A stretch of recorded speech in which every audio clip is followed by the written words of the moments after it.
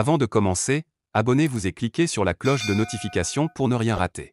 Bienvenue sur Académie Universelle. Nous allons parler de l'opération menée par l'armée malienne à Moura, au cours de laquelle plusieurs centaines de djihadistes auraient été tués entre les 23 et les 31 mars dernier. Mais la propagande parle des massacres contre civils.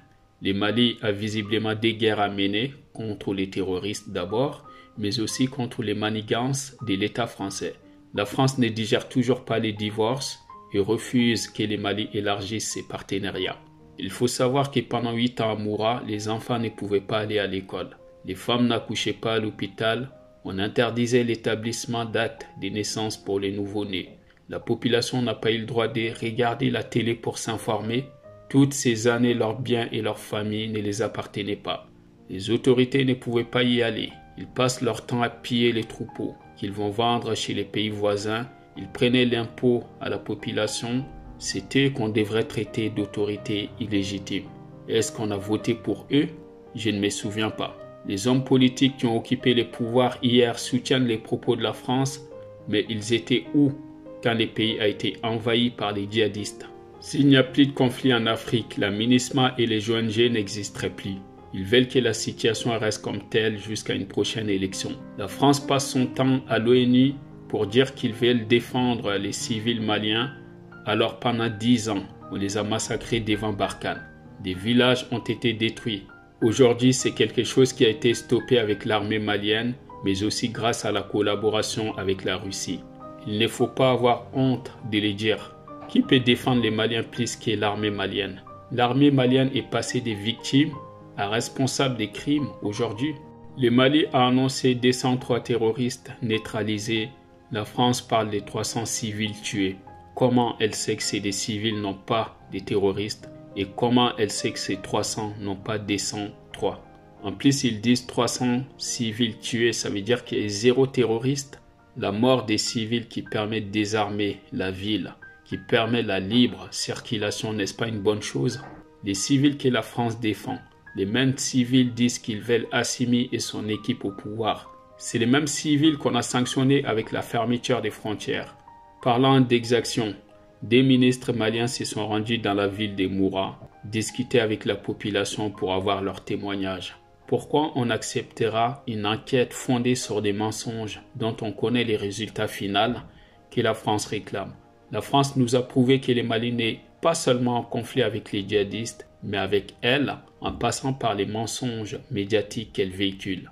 Pourquoi on parle des exactions pour masquer le succès de l'armée malienne? Une chose est sûre, la France a compris que le changement des mentalités de l'Afrique noire viendra du Mali. La France ne va pas accepter que la Russie détruise ce qu'elle a construit pendant 10 ans. Limite, on nous demande de laisser les djihadistes faire leurs affaires. Il faudra aussi faire une enquête lors d'un mariage des civils bombardés par Barkhane et les sanctionner en conséquence. Trouver les coupables sur les multiplications des djihadistes sur les sols maliens, généralement dans le Sahel. Des soldats français identifiés lors des viols.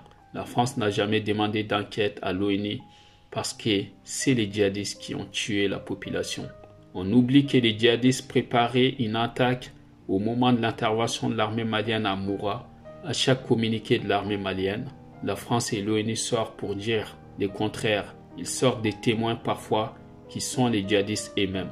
Les organismes de défense des droits humains font dans les désinformations totales. Ne se sont jamais prononcés avec autant de rigueur lors des attaques djihadistes. Comment qualifier les civils avec des armes, des guerres, à part les qualifier des terroristes? Comment les qualifier à part les qualifier des djihadistes? On nous a longtemps dit que l'armée malienne est incapable et en même temps on évite qu'elle monte en compétence. Quelle est la capacité d'acquérir son territoire?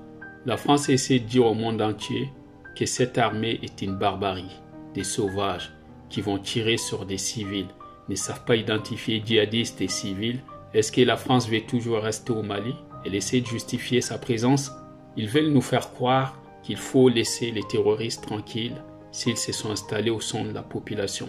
Cette même population qu'ils terrorisent quotidiennement. Cette mélange avec la population rend la guerre asymétrique, j'attends, mais l'ennemi n'est pas identifiable. Il peut y avoir des dommages collatéraux, il faut les reconnaître. Avant, c'était la France qui nous colonisait. mais aujourd'hui, elle envoie des djihadistes les faire à sa place. La population a longtemps réclamé l'armée, mais nos autorités n'avaient pas les capacités d'intervenir.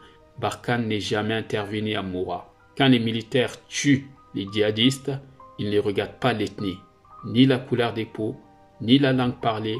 Ils regardent simplement ceux qui prennent les armes contre eux. Bien sûr, pendant 10 ans de présence française, on a recruté massivement des civils maliens. À partir de là, ce ne sont pas des simples civils, mais des terroristes. La France a aussi tué des Français parce qu'ils ont commis des attentats sur son territoire.